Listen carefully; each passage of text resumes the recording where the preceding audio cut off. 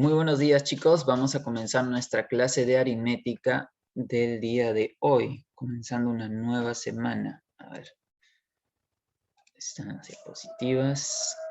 Muy bien, vamos a ver la segunda parte de lo que es teoría de conjuntos. ¿Ya?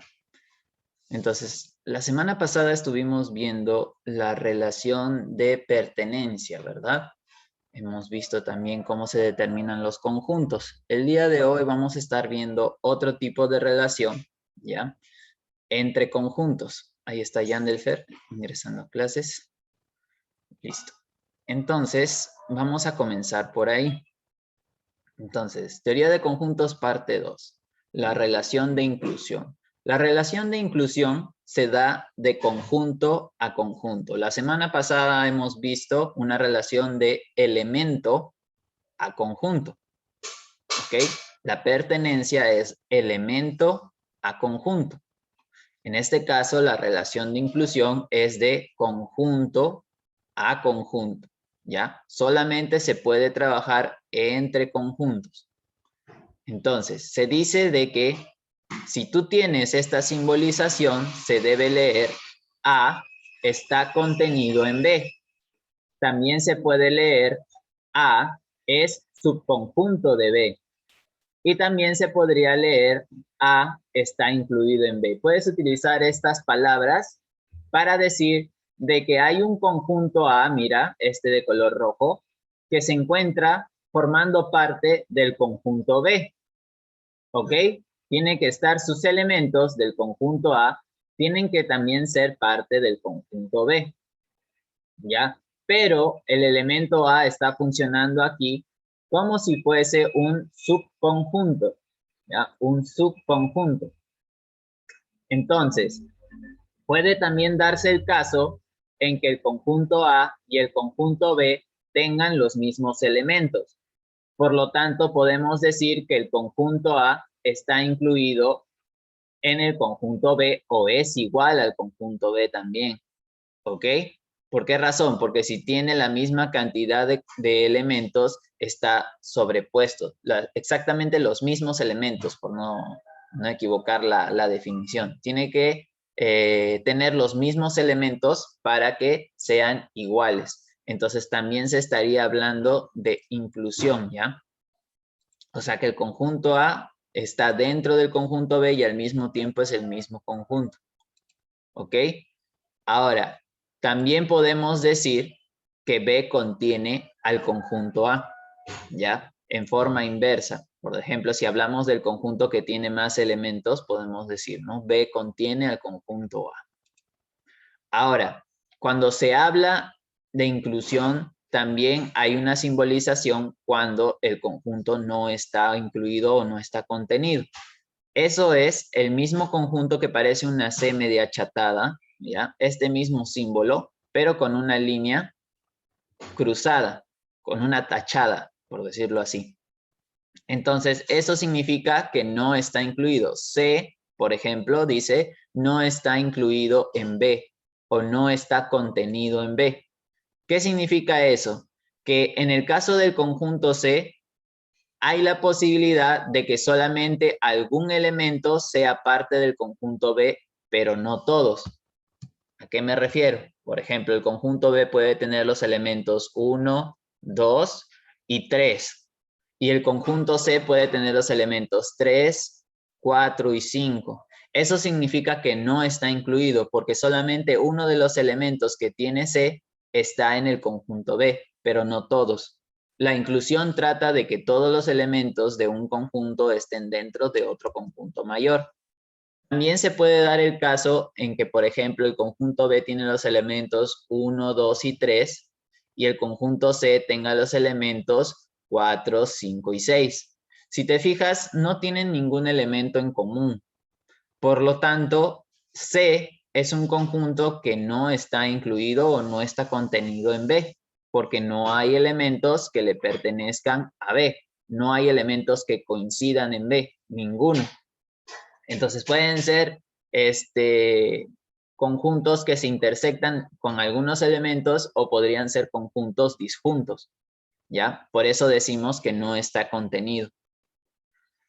Ahora, Subconjunto. ¿Qué es un subconjunto? Se denomina subconjunto de A cualquier conjunto que esté incluido en, a ver qué dice acá, no veo, en A, ¿ya? Subconjunto de A es cualquier conjunto que esté incluido en A. ¿Qué significa eso? Por ejemplo, aquí tenemos un conjunto A, un conjunto principal. 1, 2, 3, 4, 5. Y tenemos un conjunto B que tiene los elementos 2, 3 y 4. Entonces decimos que B es subconjunto de A. ¿Por qué? Porque dentro del conjunto A, que es el más grande, encontramos los mismos 3 elementos. Mira, estos 3 elementos son del conjunto B. Entonces, el conjunto B está incluido, claro, está incluido en el conjunto A, porque todos sus elementos se encuentran formando parte, ¿ya? Todos los elementos de B se encuentran formando parte de A. Listo. Entonces, por esa razón, decimos que B está incluido en A y lo simbolizamos de esa forma. Recuerda que el que está adentro va primero, ¿ok? El conjunto que está adentro tiene que ir primero en la izquierda. Como nosotros leemos de izquierda a derecha, aquí el conjunto que va adentro, que forma parte del conjunto más grande, va al inicio. Listo.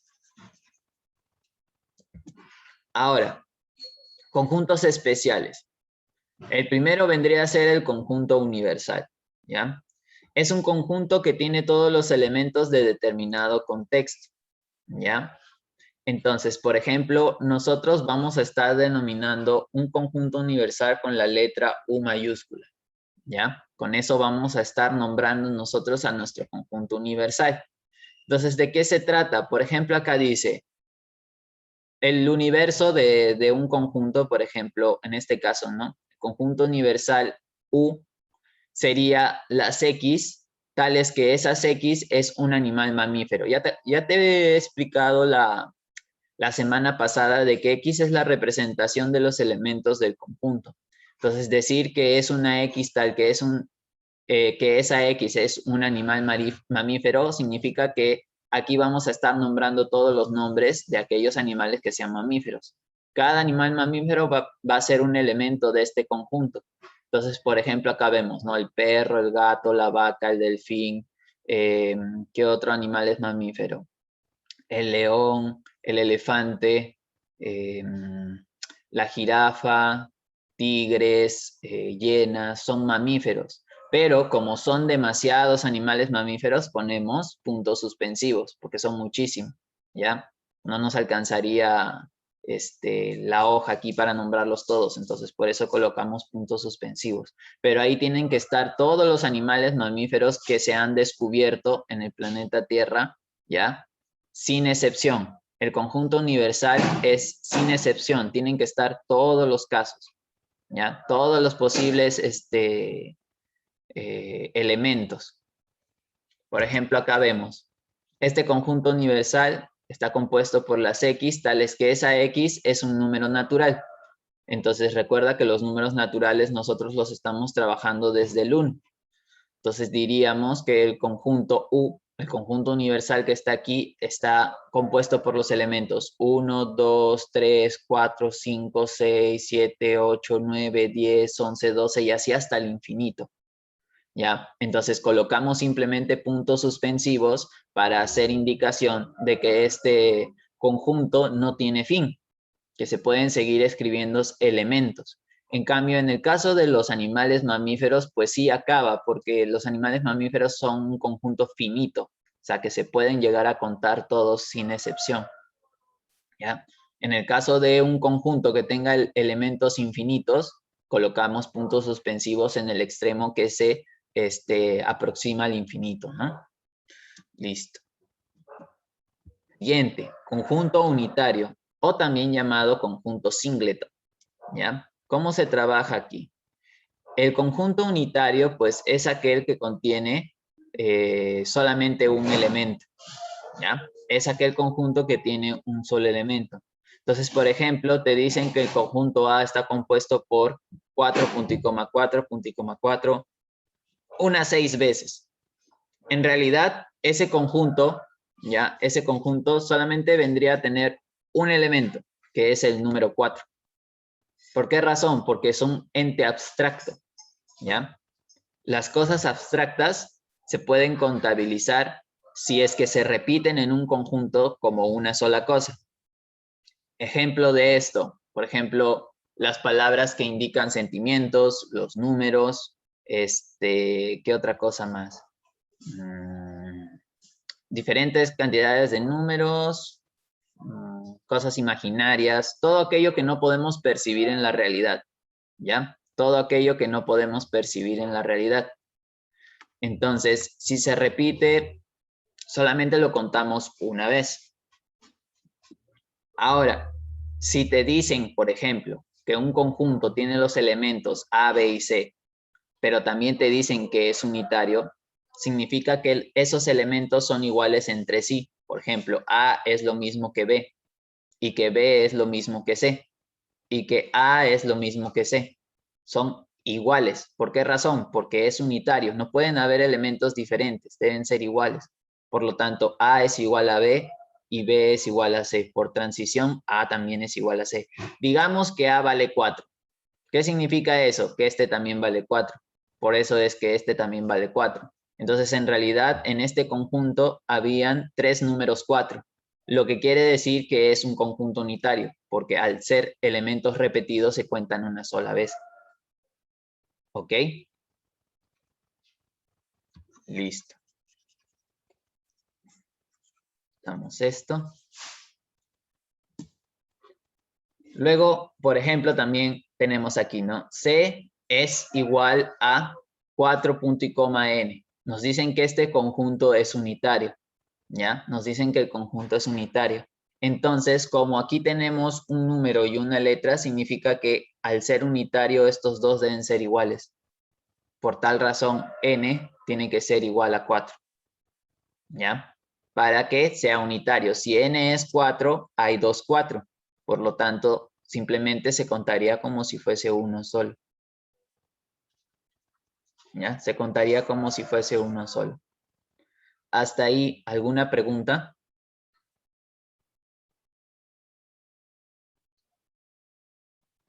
¿Alguna pregunta o pregunto yo?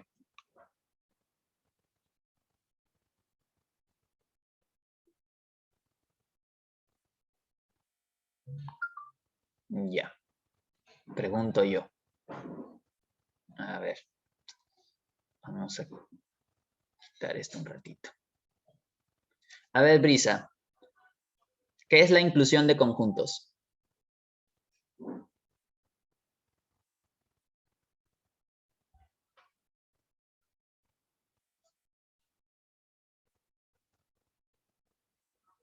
Brisa, ¿qué es la inclusión de conjuntos?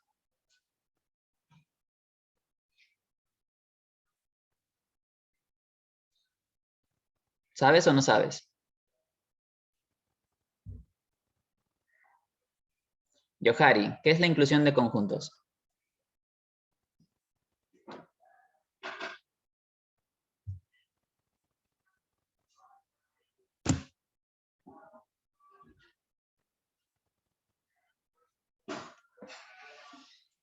¿Profe, puede repetir?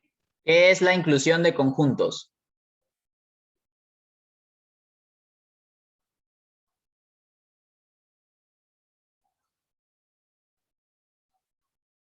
No, tampoco. ¿Y por qué es eso? Ninguna de las dos sabe responder porque están mirando hacia abajo la cámara. Las dos están conversando con otra persona y no están atendiendo a clases.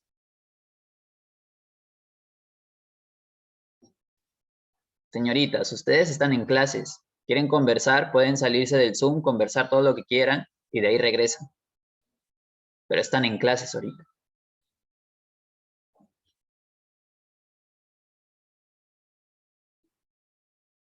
Maricielo, ¿qué es la inclusión de conjuntos?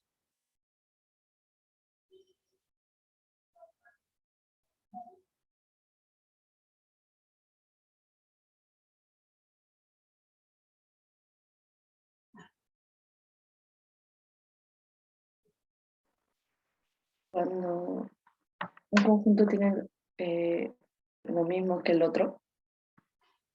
Cerca, más o menos cerca, más o menos cerca. Eh, Sósimo, ¿qué es la inclusión de conjuntos?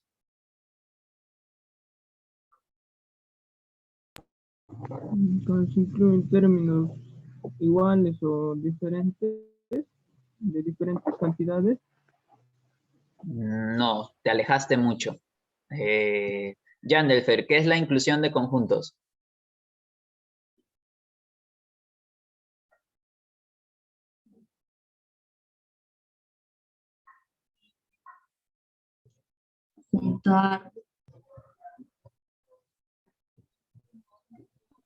Juntar ejemplos iguales, características.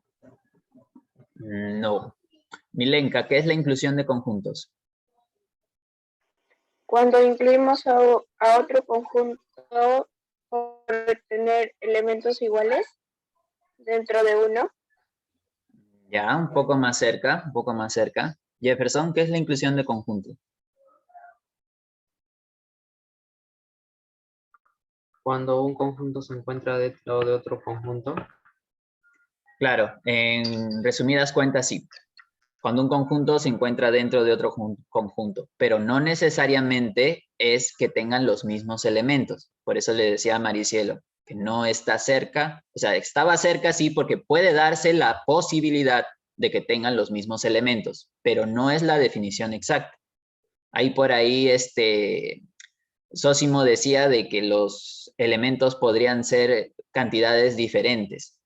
Como que se alejó un poco, porque sí, tienen cantidades diferentes, pero la idea precisa es que un conjunto esté dentro de otro conjunto.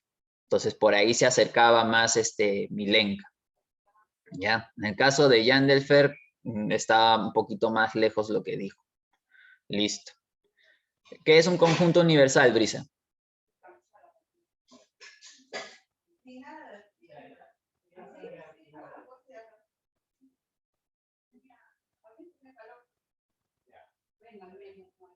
¿Tampoco sabes esa respuesta? No. Yohari, ¿qué es un conjunto universal?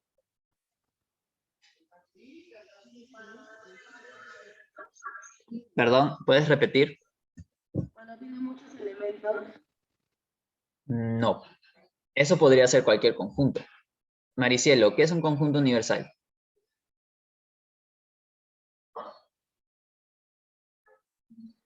Cuando la cantidad es infinita. No necesariamente. Sósimo, ¿qué es un conjunto universal? Puedes incluir todo dentro de un conjunto, profesor. Más o menos por ahí. Milenka.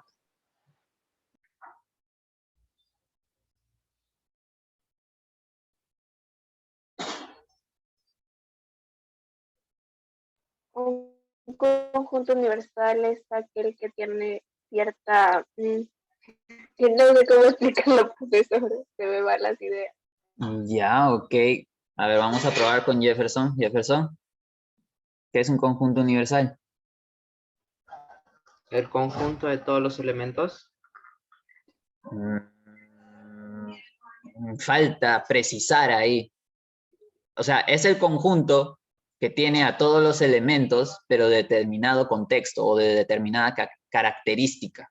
Porque si tú no defines cuál es su característica, podría ser cualquier elemento, podrían ser letras, números, palabras, cosas, todo en un mismo conjunto. Y no puede ser. Los conjuntos siempre tienen características que los definen. Entonces, dependiendo de lo que estemos hablando, se genera un conjunto universal que tiene todos los elementos sin excepción. El conjunto universal es aquel que está conformado por todos los elementos sin excepción de un mismo contexto característico. ¿Ya? Listo. Continuamos entonces. A ver, ¿dónde me quedé? Aquí. Ya. El conjunto unitario singleton es aquel que posee solo un elemento. Ahora pasamos al conjunto vacío. ¿Qué es el conjunto vacío? Es aquel que carece de elementos, ¿ya? Además se considera subconjunto de todo conjunto. Es decir, que para todo conjunto que exista, cualquiera que sea su nombre, el conjunto vacío representado por la letra griega o por una especie de círculo con una línea en el medio, ¿ya? está incluido en cualquier conjunto, en cualquiera, no importa qué elementos tengan, así sean cosas, así sean números, palabras, sentimientos, lo que sea. Todo elemento vacío, perdón, conjunto vacío está incluido en cualquier conjunto. Entonces se lee, para todo A, el vacío está incluido en A, donde A es cualquier conjunto. Ejemplo, miren, aquí tenemos que el conjunto D está conformado por todas las X, tales que esa X es un número natural y X es un número natural entre el 5 y el 6. ¿Existe algún número natural entre el 5 y el 6? No, ¿verdad? Porque los únicos números naturales consecutivos que puedo yo contar son 5 y 6. En medio de ellos solo hay decimales y los decimales no son números naturales. Entonces, ¿qué se dice? Que el conjunto D es un conjunto vacío. No existe elemento que cumpla esas características. Por eso colocamos D entre llaves sin escribir nada o colocamos la simbolización del conjunto vacío. Ahora, por ejemplo, aquí dice, F es el conjunto formado por los elementos 3, 4, 12, 45. Entonces, el conjunto vacío está incluido en F. No importa qué elementos tenga el conjunto vacío está incluido en ese conjunto. Luego, si Z es el conjunto de los números enteros, porque esta Z es la simbolización de los números enteros, nos dice entonces de que el conjunto vacío está incluido en este conjunto. Aquí te estoy presentando un conjunto que tiene solo 4 elementos. Aquí te estoy presentando un conjunto que tiene infinitos elementos. No importa la cantidad de elementos que tenga, el conjunto vacío está incluido en ese conjunto. Recuerden que la relación de inclusión se da de conjunto a conjunto. Así que la inclusión con el vacío solamente se puede dar de esa forma, ¿ya? Solamente podemos hablar de inclusión con el vacío. Listo.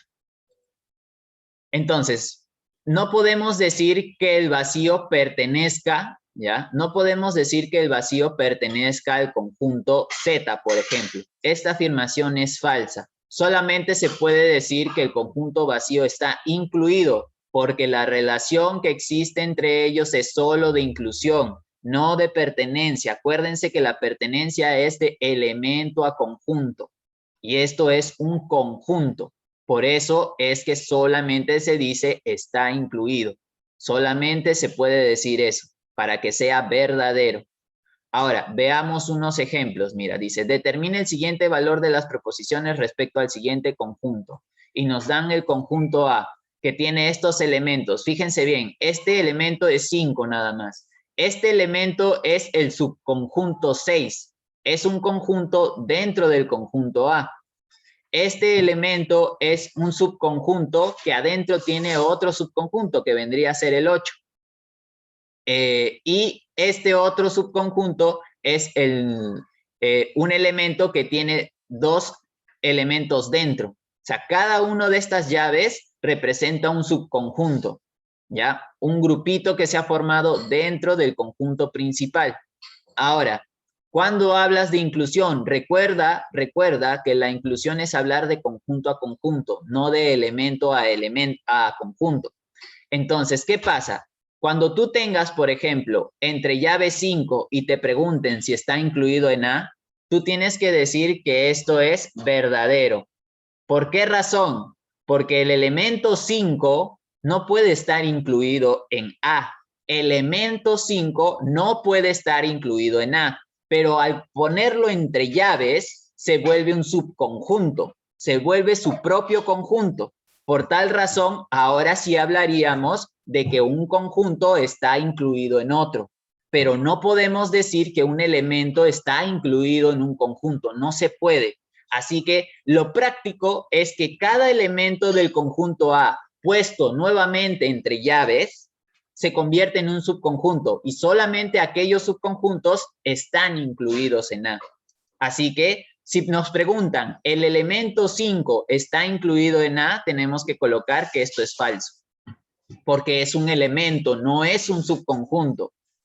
El elemento, mira, fíjate bien, el elemento entre llave 6, ¿está incluido? No, porque es elemento. Está exactamente igualmente escrito aquí que ahí. Entonces, esto es falso. No puede estar escrito idénticamente. Necesita colocarle unas llaves para que sepas que es un subconjunto. Por ejemplo, aquí, entre llaves 6. ¿Qué significa? Que ahora sí es un subconjunto que está dentro del conjunto A. Entonces, esto es verdadero. Por ejemplo, acá, mira, entre llaves 8. Aquí dice entre llaves 8. Significa que esto es elemento. Si esto es elemento, no puede estar incluido. Falso. Aquí, por ejemplo, tenemos el 5 y el subconjunto 6. Cuando estos dos elementos que pertenecen a este conjunto están entre una llave, significa que son subconjunto. Es como si te estuviera diciendo, mira, el subconjunto 6 y el elemento 5 están dentro de este conjunto, conjunto B, por ejemplo. Entonces, ese es un subconjunto de A, por lo tanto, esto es verdadero. ¿Ya? Dos elementos puedes colocarlos dentro de unas llaves y eso sí está incluido en el conjunto universal o en el conjunto que los contiene. Aquí, por ejemplo, dice entre llaves 8. Aquí nos damos cuenta que esto es elemento, esto de acá. Y como está entre llaves, esto es verdadero. Siguiente, 7 y 8 dentro de llaves. Esto es elemento, mira. Entonces esto es falso. Aquí están dentro de unas llaves, verdadero. Aquí el 5 y entre llaves 8 están dentro de unas llaves, verdadero. Aquí entre llaves 6 y entre llaves 8 están dentro de unas llaves, falso. ¿Por qué? Porque esto es 8 y esto es entre llaves 8. No es el mismo elemento, no te confundas, mira la cantidad de llaves que tiene el elemento. Esto es falso. Tengan mucho cuidado a la hora de observar. Y por último nos preguntan, ¿el conjunto vacío está incluido en A? Si te hablan de un conjunto vacío incluido en otro, tú siempre debes de decir que esto es verdadero. Siempre. Siempre debes decir que eso es verdadero. Listo. Eso es con respecto a inclusión. Ahora, con respecto a lo que es conjunto singleton o conjunto unitario, dice, se sabe que el siguiente conjunto es singleton y nos dan 3m menos 2, punto y coma, 2n más 1, punto y coma 7. Hay 3 elementos en un conjunto unitario. Piensa, 3 elementos en un conjunto unitario y nos piden hallar m por n. Si hay 3 elementos en un conjunto unitario, se supone que debería haber solo uno, porque su nombre dice que es unitario o singleton. Entonces, ¿qué significa? Que esos 3 elementos en realidad son uno mismo. Así que al ser uno mismo, esta cantidad puede ser igual a esta cantidad. Y esta cantidad puede ser igual a esta cantidad. ¿Por qué los igualamos de esa forma? Porque en uno hay una letra y en el otro solo hay números. Entonces, nuestra idea es poder hallar el valor de la incógnita. 3m menos 2 es igual a 7. Y también tenemos que 2n más 1 es igual a 7.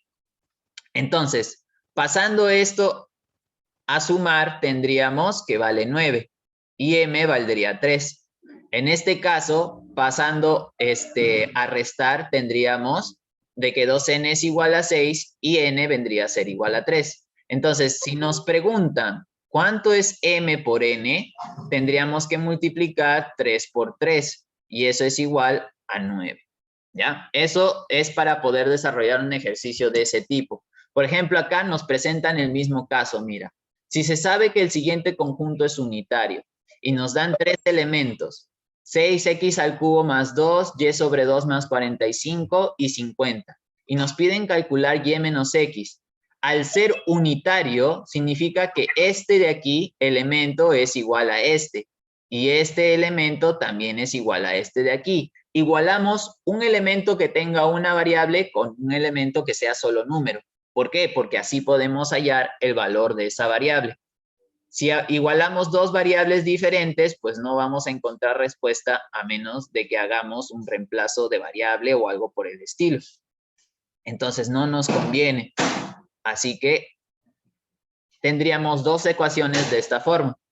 Entonces, 6x al cubo sería igual a 48. X al cubo sería igual a 48 entre 6, o sea, 8. Y x sería igual a la raíz cúbica de 8, que sería 2. Luego, y sobre 2 y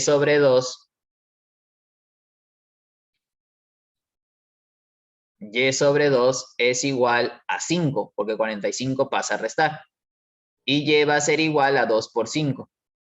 O sea que y al final resulta siendo 10. ¿Listo? Última explicación, ya para terminar el tema de conjuntos. Dice, cardinal de un conjunto es el número de elementos que posee el conjunto. Su notación, ¿cómo se escribe un cardinal de un conjunto? N entre paréntesis A.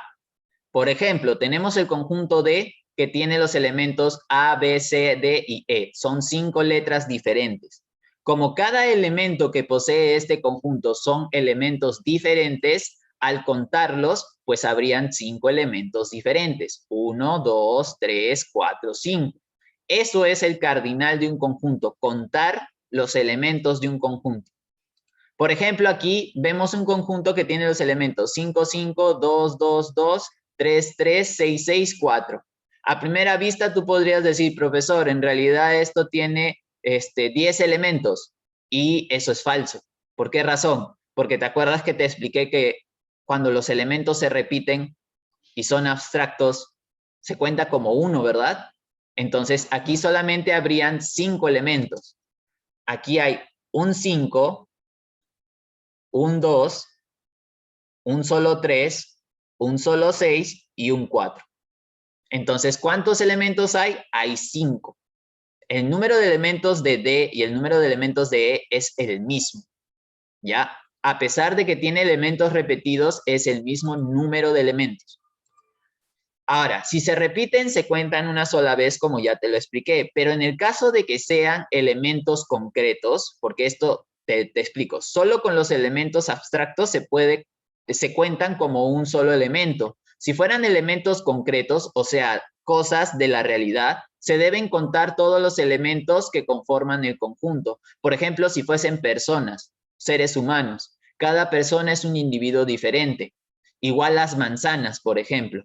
Cada manzana tiene diferente número de hojas, diferente color, diferente forma. Entonces, al contar manzanas de la realidad en un conjunto, tienes que contarlas una por una.